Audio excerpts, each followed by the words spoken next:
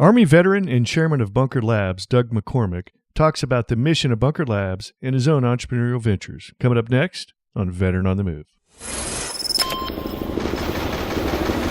Welcome to Veteran on the Move. If you're a veteran in transition, an entrepreneur wannabe, or someone still stuck in that job trying to escape, this podcast is dedicated to your success. And now, your host, Joe Crane. My good friend and fellow veteran Bob Hewlin has come out with his new book titled Transitions 2.0. This is the best book for any transitioning veteran. Check out Transitions 2.0 at veteranonthemove.com/transitions. Hey, I'm talking with Army veteran Doug McCormick, currently chairman of Bunker Labs. And Doug, before we get to talking about business entrepreneurship and what you're doing with Bunker Labs, take us back and tell us about your Army career. Sure. So I actually graduated from the United States Military Academy in the early 90s and quickly realized that after 4 years of school, you actually got to learn to be a service member. And so I spent a little bit more than a year at Fort Benning, Georgia, doing infantry officer basic course, airborne school, ranger school, that kind of stuff. And then ultimately served out in Hawaii. And so I was there for almost 4 years. And had a really great experience. Having said that, that was the mid-90s. We were going through tremendous cuts. As a very young, impatient guy, I was convinced that the peace dividend was alive and well, and that maybe there wasn't a need for guys like me in the green suit. And so that's probably, in retrospect, it was obviously wrong, but probably impatient and immature. But ultimately decided that it was a great experience, but wanted to try a different career. And so I got out in the mid-90s and decided that I needed additional help in transitioning. So I went back to business school at Harvard for 2 years, kind of figured that I liked money and finance. And so from there went to Morgan Stanley in Manhattan for a couple years. And I've essentially been a professional investor for the last 20. So working with entrepreneurs more on the capital side to help them execute their business plans. And one of the things that I've become involved with in the last several years that you mentioned was the Bunker Labs. And really that's a product of, I just think it's an amazing organization with an amazing mandate. I'm very interested in staying connected with the veteran community. It's very enjoyable to kind of stay connected with people that I feel like we have similar values. And I just think the leadership team at the Bunker is phenomenal. And so I find it very rewarding to be part of that, a small part of that story. Well, that's awesome. So we've had a couple of graduates from Bunker Labs, and we've actually had a couple people that on the podcast that have taken over some of the local. They still call them local Bunker Lab. Mm-hmm. You know, there's one in Raleigh, Durham, and there's one here in Kansas City. I've had the directors of those on the show. Actually, before they got involved in Bunker Labs. So very familiar with what Bunker Labs is doing and expanding across the country. So tell us what's going on with Bunker Labs and veteran entrepreneurship. Sure. Well, I think, first of all, let me just share the vision. The vision is that every veteran in America has access to the community, the network, and the resources to realize their entrepreneurial potential. And it's important to say that doesn't mean that everybody that participates in the Bunker is going to become an entrepreneur, but it gives them a safe space and an opportunity to explore entrepreneurship and decide if it's right for them. And we do this through a variety of things. We do it through networking opportunities, educational resources, both online and in person, and really try to create a collaborative environment where folks can explore what entrepreneurship looks like. And, I think that the mandate is really premised on the belief that through their experiences, vets have attributes that make them very successful entrepreneurs. And the statistics would say that there are many more veterans today that are interested in becoming entrepreneurs than actually do. And so, we think by helping vets realize their entrepreneurial potential, that's good for veterans. It's good for active duty service members because we can attract good soldiers because they know they can do cool stuff when they get out. And it's good for America by putting people to work and, keeping America moving. So it's just a great mandate, and I think an opportunity to have a positive impact on a lot of folks. So what are some of the unique financial challenges that veterans face, particularly as they're getting out, going through transition, and if they're wanting to start their own business? Yeah, so I think the first thing that I think a lot of vets miss is that when you get out of service, your financial circumstances are really often very different from, kind of mainstream America. So for starters, in many cases, when vets get out, they have limited financial resources. Candidly, we haven't, been making much in a way that it's often you're in a position to have lots of financial flexibility. Veterans are more likely to have family obligations, more likely to have been married, more likely to have been dependents. And so that kind of can influence their risk profile. And the other thing that I think is really important relative to being successful in entrepreneurship is they often have a less developed professional network. And that's really a result of two things. They don't have exact relevant professional experiences. And also, I'm sure when you were in service, when I was in service, there's the concept of you move every several years. And so essentially you're uprooted from your community and your network to create a new one. And so all those things kind of combine to make it challenging to effectively transition. I think on the positive side, veterans today, I think, have a very good brand awareness among corporate America and America at large that these people are highly capable and have great skills. I think the veteran experience often really helps people develop their leadership skills. And I think there are a variety of resources to facilitate transition. We talked about the bunker as being one of them, but also things like the GI Bill, which can be a huge asset for vets that are making that transition. What are some of the characteristics of veterans that helps make them great entrepreneurs? I think first and foremost is just perseverance. I think the active duty experience gives you lots of opportunities to be humbled and lots of opportunities for failure. And that great thing about that is that teaches you that sometimes the most important thing is to, keep putting one step in front of the other and keep moving forward. So first and foremost, in my mind, it's perseverance and discipline. The second thing is, I think the veteran experience or the active duty experience gives you a chance to really develop your teamwork skills and your communication skills. And so if you think about those three things, perseverance, communication, and leadership, in my mind, those are the real important aspects of being a successful entrepreneur. The financial acumen and some of the domain experience related to whatever entrepreneurial venture you pursue can always be learned. But the three others are real life skills that I think serve the veteran community very well. So as far as the bunker is concerned, you all see a lot of veterans come through the door. Have you noticed any common themes of, because like 98% of businesses fail within the first year. So the odds are stacked against you if you want to go into entrepreneurship to begin with. But have you noticed any common themes with the folks coming through the bunker that you immediately, can you immediately tell if someone's going to make it or not? Or can you immediately tell if the idea is a fail? You talk along those lines a little bit?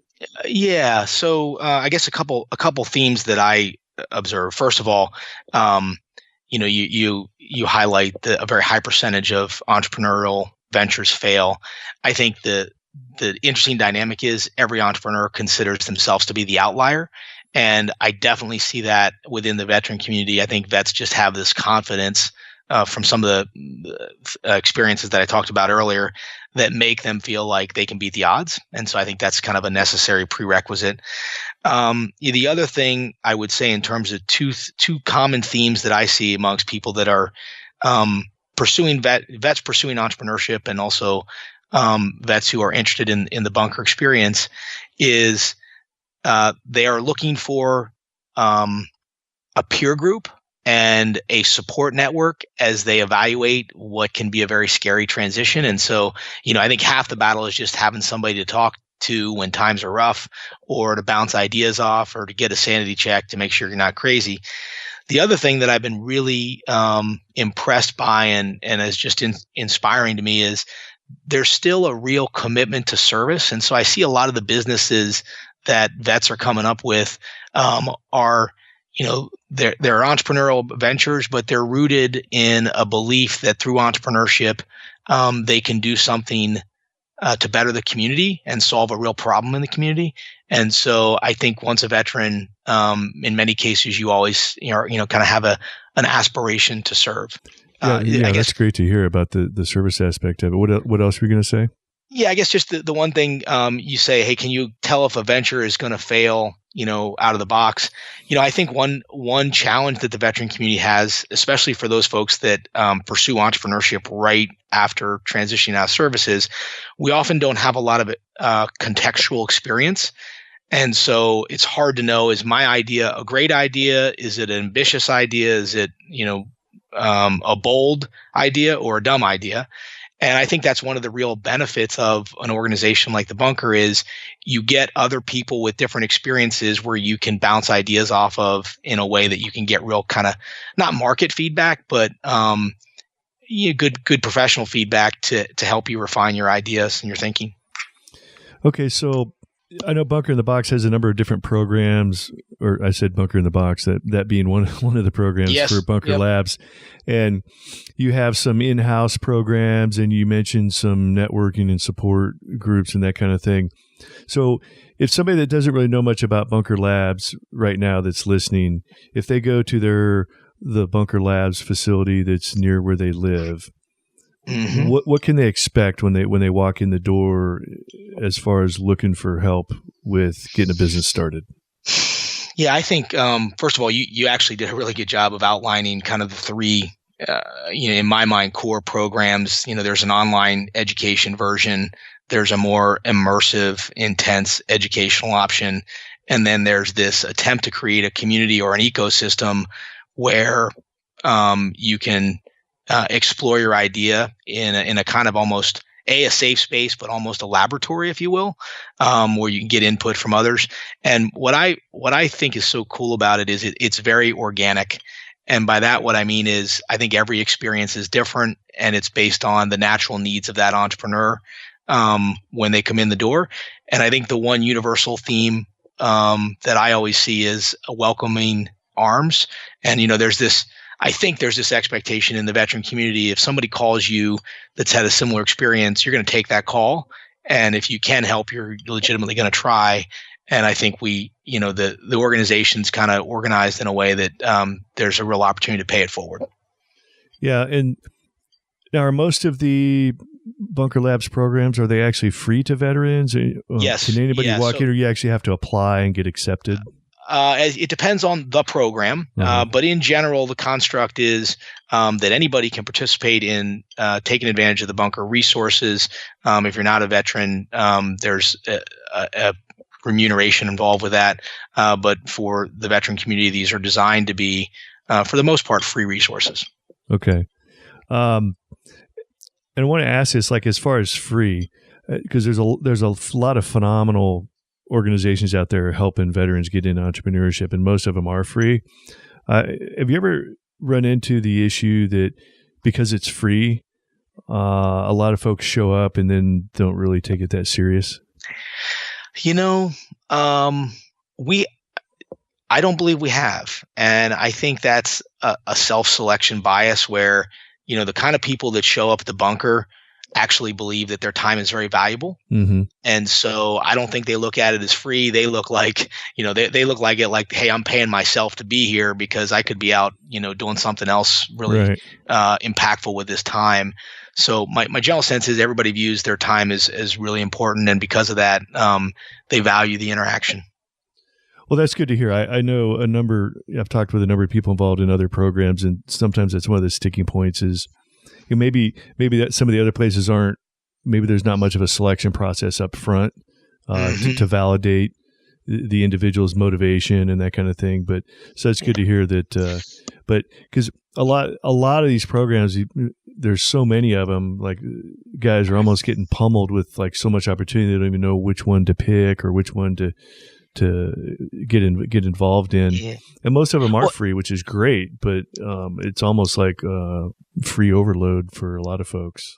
Well, and I think one of the things that is helpful, and I kind of mentioned this early on, is it is a very organic experience. And so, for you, let's say you're an established entrepreneur and you're got a fair amount of experience, you may create a different experience in terms of what's helpful to you, where you may look for a certain, hey, I want to improve my financial planning capabilities, so that's one approach you may take. And so I think there's a real opportunity to structure it in a way where you're there for the high impact things for you, but that may be different for others. All right, that's great. Hey, we're going to take a quick break. We'll be right back. Army veteran Bob Euland knows the struggles veterans face in the transition process and has dedicated his post-retirement years to helping veterans successfully transition into the civilian sector. His new book, Transitions 2.0, is one of the best books for any veteran facing the transition process. You can find Transitions 2.0 at veteranonthemove.com/transitions. Also, Bob Euland is the chairman and CEO of the Center for Transitional Leadership. CTL seeks to assist and empower armed forces personnel during their transition from military service to private sector employment, with particular focus on helping military men and women position themselves to be sought-after candidates in the civilian workforce. I have the pleasure of serving on the board of directors for CTL, and you can check out the CTL website by going to veteranonthemove.com/CTL. Okay, we're back talking with Doug McCormick, who's chairman of Bunker Labs. Now, Doug, up until this point, we've been talking primarily about Bunker Labs. It's a great program, and there's a lot of locations all around the United States, and we encourage any veterans or I meant to ask this, are spouses also eligible, or veteran members of families eligible to get involved?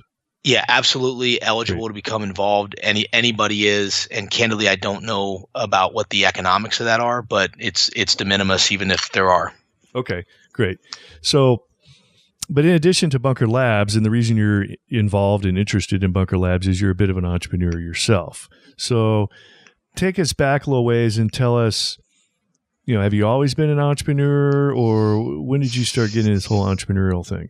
Sure. So I'm going to date myself here as an old guy. So I got out of service in 95, went back to business school in 97. And I will tell you, just as a contextual point, no one really talked about entrepreneurship in business school back then. It just was not near as prevalent of a concept as it is today. Yeah. And so to a certain extent, entrepreneurship found me rather than me finding it. I studied finance in business school. I was an econ undergrad, and so I've always liked the financial markets. And when I left business school, I actually became an employee. So I was an employee at a big investment bank in Manhattan. So I did that for a number of years, and then I joined a small investment firm where I was still an employee, and I did that for about another 5 years. And then over time, with more experience and a better knowledge of the business, the concept of becoming my own boss and an entrepreneur just became much less scary. And so I guess more than a decade ago now, I co-founded my own investment firm with two partners. And so it was really kind of not a planned, I always wanted to be an entrepreneur, but more of it just kind of happened naturally, where at a certain point in time I had the financial wherewithal and the skills where I thought I could make that transition pretty easily. You asked me if I've always been an entrepreneur, and I think that's a really interesting question, because I would tell you that I was, but I didn't always know it. And by that, what I mean is, I had many jobs where I was an employee. So in the Army, I'm an employee. At the bank, I was an employee. But the older I get, the more I believe that we're all business owners, even if you're an employee, and you're really well served to think of yourself as an entrepreneur, because essentially entrepreneurs are simply selling their labor. And even if you're just selling your labor to one company, i.e. an employee, if you think like an entrepreneur in terms of, am I selling my skills to the right employer or the right customer? Am I developing the right skills and the right brand? I think that's a really valuable way to think about managing a career. Yeah, exactly. Like when I was a kid, it was always referred to as an inventor. I want to be an inventor, the Thomas Edison type. And I've had 1,000 great ideas of all different kinds of products, but inventor, invents a product.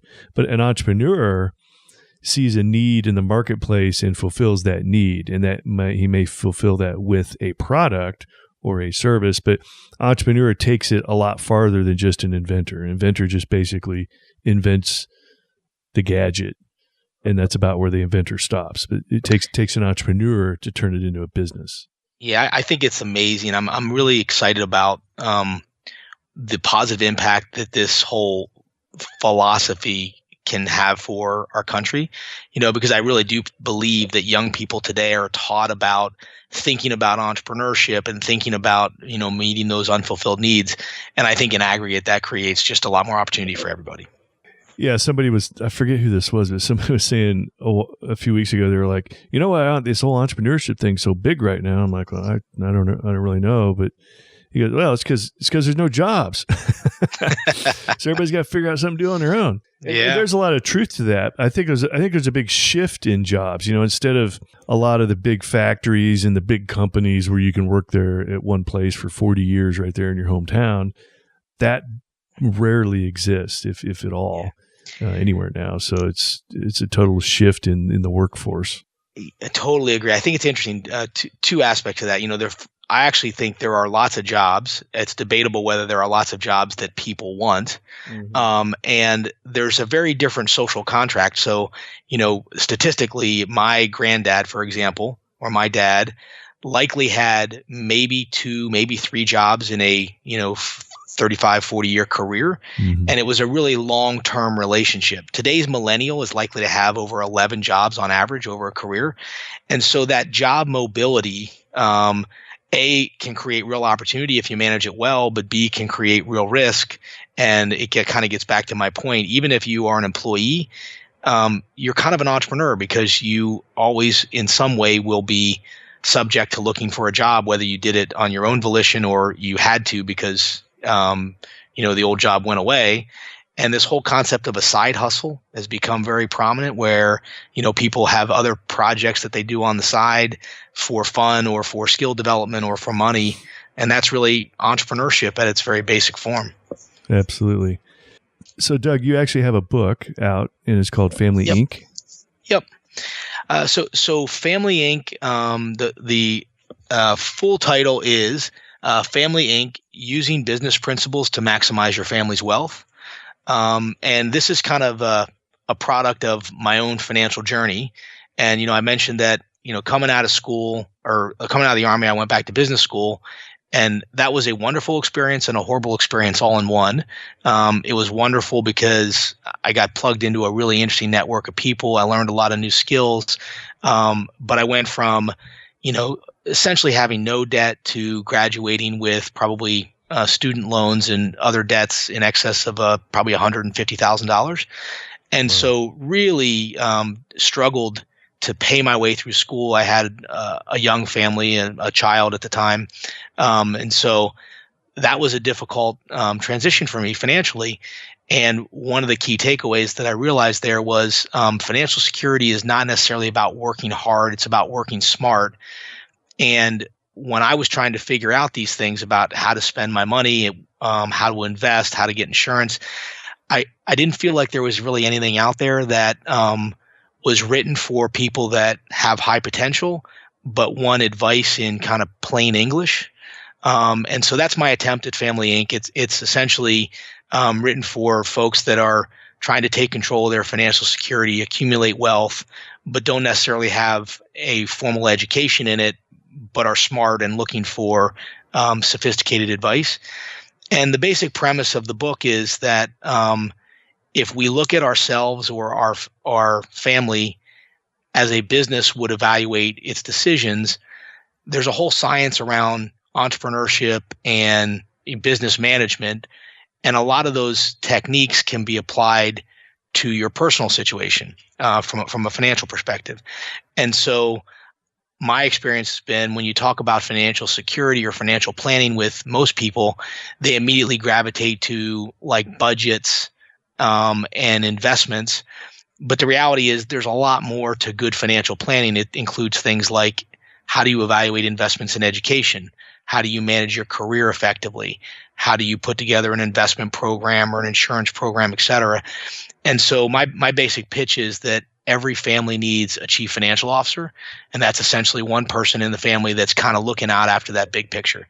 And so, the book is something that I'm certainly passionate about, and I've used to engage with the veteran community for people that are transitioning back at schools, different veteran service organizations, because I think this economic empowerment for the veteran community is a real critical part to the health and vibrancy of entrepreneurship among that community. Yeah, I think one of my own frustrations is I'm definitely the CFO of the family. I've read all the books. I get it. I got the plan. But I have a really hard time getting anybody else on board with me. I'm constantly like, don't spend. And they're like, why not? Dealing with kids and everything. And it gets really frustrating with me because I just feel like, the rest of the family doesn't have any concept of what building wealth and building a financial future is all about. It's this very short-sightedness. I got $50 in my checking account. What can I go spend it on? That's like happens all the time. I've actually looked around for maybe some simple slideshows that I can present to the family. Things like, okay, this is the advantage of dollar cost averaging. This is the advantage of compound interest. Wasn't it Ben Franklin that said something like, compound interest is one of the greatest inventions of mankind or something like that? Yeah, like the eighth wonder of the world or something. Oh, yeah. I think, that's it. Yeah, which is hilarious because, hey, isn't it true that Ben Franklin gave the city of Philadelphia or something like that a little chunk of money, and he said you have to let it compound and not touch it for 150 years or something like that. Have you heard that story? I have not, but I believe it. And I know he had all kinds of really interesting, simple, but really powerful financial advice even back then. Yeah. So, continuing on with Family Inc., how does the CFO of the family get everybody else on board without coming across as a tightwad and just telling people not to spend money? Yeah. So first of all, this is really hard. Let's be honest, right? So I find that becoming financially knowledgeable and really understanding all the tools available to make sure you're financially secure is not something that you should expect an 18-year-old to be able to do. It's a journey. And so one of my recommendations is get started early. Like these are the kind of things you should be talking to your kids about at a very young age, because it's going to take 10, 20 or longer years to really have them grasp all the concepts. The second thing I'd tell you is I think there are everyday examples all around us that really make these concepts come home. And so, for example, every time I go to buy a car, I take one of my kids with me. We, research it. Then we go think about financing. We talk about interest rate loans. And so in everyday living, there are lots of good lessons that you can take advantage of to make sure you're teaching your kids the concepts. And just this whole concept of does financial planning imply you need to be a tightwad?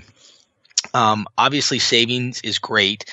One of the things that I preach, though, is it's a lot easier and more fun to find ways to grow your wealth than it is to save your way to wealth. And I think that's a really interesting way to kind of pivot that conversation. So rather than, talking to your kids about how much they're saving, which they should still be doing, if you can talk to your kids about, hey, if you get this kind of education, your expected lifetime earnings can look like this if you pursue this kind of career or this entrepreneurial path, as opposed to if you make these choices. And so I try to get people focused on how do I maximize my labor value over my lifetime, and then how do I put together an investment portfolio that maximizes, my long-term appreciation potential after tax, after fees, after inflation, all of those things that create drag. But anyways, I think that's a little more of an exciting way to talk about it, so people don't feel like they're going to deprive themselves to be financially secure. Yeah. So speaking of growing your wealth, what's your opinion of Bitcoin? Oh man. So my opinion is, and I've learned this over many years of investing, I always make it a point to not opine on things that I don't feel like I fully understand. And so the reality is I think it's a very interesting innovation. I think there are real world problems that it's addressing. So back to your concept of it's a classic entrepreneurial opportunity where people see a need. How to value that, I think, is a really interesting question. And I can't get my head around the valuation, to be honest, but that may be a product of my still nascent understanding. I'm the same way. I'm like, okay, because my son started bugging me about it like 4 years ago. Bitcoin. I'm like, come on, what are you talking about? And I tried reading about it. I was like you. I'm like, I don't get it. Of course, now he's like, see, I told you so. But it's like it hit like 10 grand yesterday or something ridiculous. But it does present some interesting concepts. The concept of currency not being controlled by a centralized government in a certain country anymore. It's a very weird. I still don't really understand how it works, or I don't know. I don't get it. That's why I always ask people. I'm like, what do you think of this? So I would say, and this applies to all stores of value. I have less comfort in commodities, whether it be gold, whether it be currencies, whether it be, timber, for example, as good stores of value. And I prefer businesses that generate cash flow. And so in my mind, for all those commodities, you intrinsically have to predict where that value is going based on supply and demand, and that's a really tough one for me. But if I buy a business that I know consistently generates profit, it feels to me like I kind of get paid along the way. And it's not just about guessing the end state intrinsic value, it's about guessing the cash flows that are generated along the way, and that just feels like a much safer bet to me. So that's a long-winded way of saying I really like equities in general. They can be volatile from time to time, but the underlying businesses themselves are not so volatile. Mm-hmm. And if you take a long-term picture or take a long-term view, I think people are generally well compensated to own that short-term volatility. I agree. Well, hey, Doug, unfortunately, we're about out of time. I do want to give you the last word. So if you'll give us a shout out about if we want to contact you or your company, and then if you could finish up with, with what your involvement with Bunker Labs and your own entrepreneurial experiences, if you're talking with that veteran or military spouse, anywhere along the way of their transition, and they're looking to get into entrepreneurship, what kind of advice would you have for them? Sure. So I guess the first thing I'd say is if you are trying to think through this financial security issue or money management, all the things we talked about, the easiest way to do that is the website. That's familyinc.com, or it's obviously sold at Amazon and Barnes & Noble. And again, that's Family Inc. And in terms of advice I'd have for people, I think I would say if you're transitioning out of service, don't necessarily think about this as a one-step transition. In many circumstances, I think people take 2 or 3 steps to get to the point where they're comfortable with pursuing entrepreneurship. And the second is, I just think there are so many resources out there available to us all. And, you really got to take full advantage, and you go out of your way to exploit those resources and the network that we all have in a way to support yourself, but really get really good information as you think about taking the leap to entrepreneurship. I guess the last thing I'd say is, hey, listen, I think in general, entrepreneurship is a much safer way to financial security than most other paths. And it seems scary, but people are generally very well rewarded for taking the leap. Absolutely. The guy with the big house on the top of the hill always works for himself, right? Yeah. So the saying goes, right? Yeah. All right, Doug. Well, hey, thanks for sharing the information on Bunker Labs and your own personal entrepreneurial story. Thanks for being here, and we look forward to your future success. Hey, man, really appreciate the time. You bet. These two veterans are Oscar Mike. As you can tell from listening to the Veteran on the Move podcast, interviews are a great way to tell your story and spread the word about your business. If you would like to get booked as a podcast guest, I recommend Interview Valet. You can check out Interview Valet at veteranonthemove.com/valet. Be sure to check out Thrive15.com, the world's premier online education platform that helps entrepreneurs, aspiring entrepreneurs, and intrapreneurs learn how to start or grow a successful business. Start your free 30-day membership by going to Thrive15.com and use the promo code veteran. Thank you for listening to Veteran on the Move, your pathfinder to freedom. If you like the show, leave us a review on iTunes. Reviews are always greatly appreciated. So until next time, this veteran is Oscar Mike.